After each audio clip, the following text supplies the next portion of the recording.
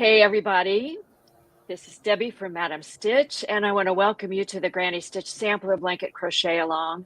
If you're participating by now, there are 9 squares already released, and I'm loving seeing all of the photos in the Facebook group, so keep up the great work. We are heading into the final week of the Crochet Along, and I have with me today Melanie of Simply Melanie Jane.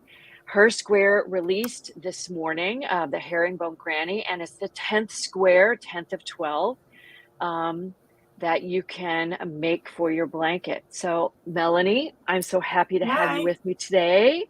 I'm so happy to be here. We've talked a lot through messages and we've participated in events together, but I think this might be the first time you and I have ever spoken with video. So I'm Yes. really glad to hear your voice and have you here today.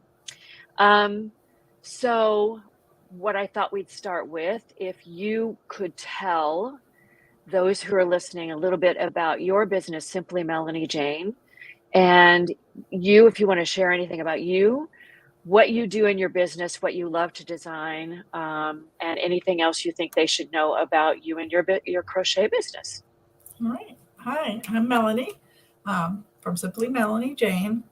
I did learn to crochet way back when I was 11, back when mostly you were learning just the basic stitches, single crochet, half double crochet, double crochet. So I did get out of crochet for a little while, and about 5 years ago, I really got back into it. And I started seeing all of these textured stitches that you could make with just these simple basic stitches. So that's pretty much what you'll find in my business is using a lot of textured stitches, using the basic stitches.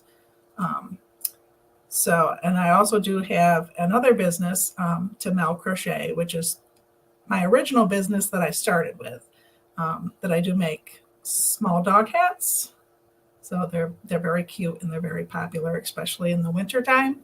But I did want to branch out as a designer, and I really love home decor and fashion accessories. So you'll find that pretty much most of my business is all home decor and fashion accessories with a lot of textured stitches. I love hearing that about you because we all have different design focus that, things that we love to focus on in our businesses and our designs. And I knew that you love to use textured stitches, but I didn't realize that that was something that you had recently added to your business and you focus on. I mean, we've done that. We did what was it called? The Here Comes Treble blanket together. Yes. Yep. So that focused on the front post treble stitch, which was really cool. Mm-hmm. All right, we are here today because, let me get us in here. All right, this is Melanie's Granny Square. She chose to, now most of the squares have been in the round, but Melanie chose to do hers in rows, and she's combined the granny stitch with the herringbone stitch. So I'm going to let her talk a little bit about how she chose those stitches to put together, and a little bit about the herringbone, because I think a lot of crocheters haven't had a chance to do a herringbone stitch. You can do it in a lot of different stitches.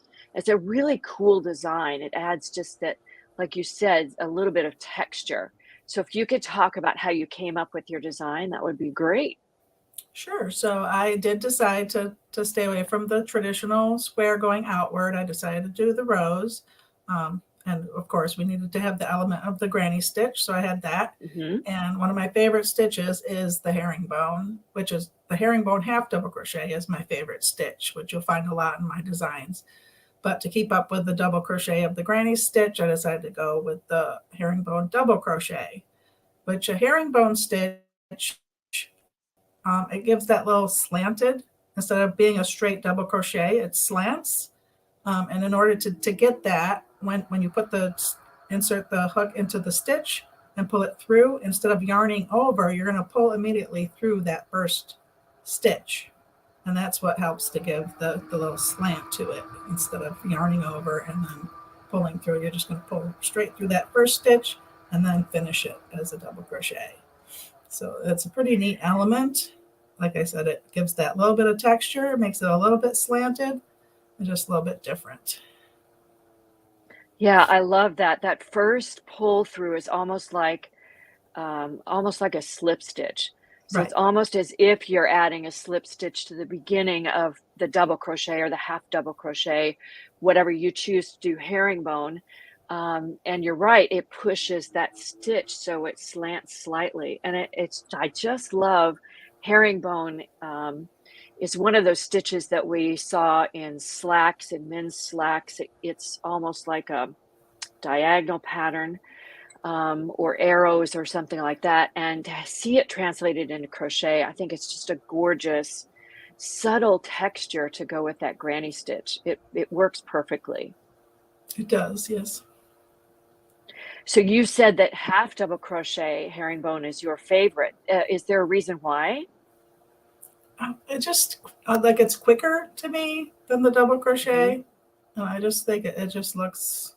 It gives a little more texture. You know, I could see the texture better, I think, with the half double crochet than the double crochet one. Yeah. Well, I really love what you've done with your square. It was a lot of fun to make. I'm a granny stitch purist, so I love just sitting and doing rows of granny stitch. So this just sang for me. I want to show everybody. Now this is yours. I tried to choose, when I was choosing colors for the blanket, I tried to choose colors that were as close as I could get to the original design. So actually, mine looks a lot like yours because the colors are very close to each other. But this is one of the colors that I included in the blanket. All right, let's go back to your original square.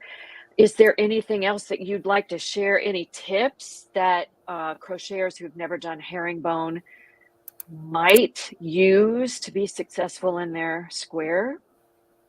You just pretty much, it's just remembering not to yarn over. That's the hardest part when you're pulling through, because you're so used to just immediately yarning over, and you just want to pull it through that first loop instead of yarning over. That's the hardest thing, is just remembering to do that. Yeah, I know. When we're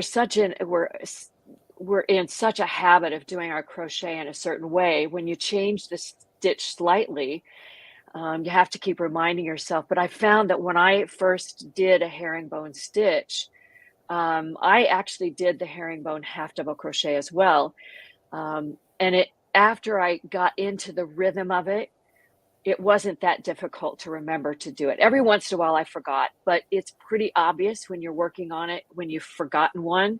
So, I would say when you're beginning a herringbone stitch, just be a little bit patient with yourself and allow yourself to get into that rhythm in that section. So Yeah. that would be my tip. Yeah.